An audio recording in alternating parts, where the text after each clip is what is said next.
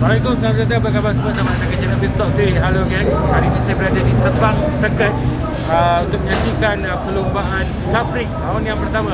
Setelah sekian lama, akhirnya mereka dapat berlumba semula. Pagi tadi cuaca agak cantik. Bila dah dekat petang ni, hujan mula turun. Tapi tidak mematahkan semangat untuk pelumba-pelumba ni teruskan perlombaan. Ada beberapa video yang kami akan klikkan selepas ini. Nantikan video seterusnya.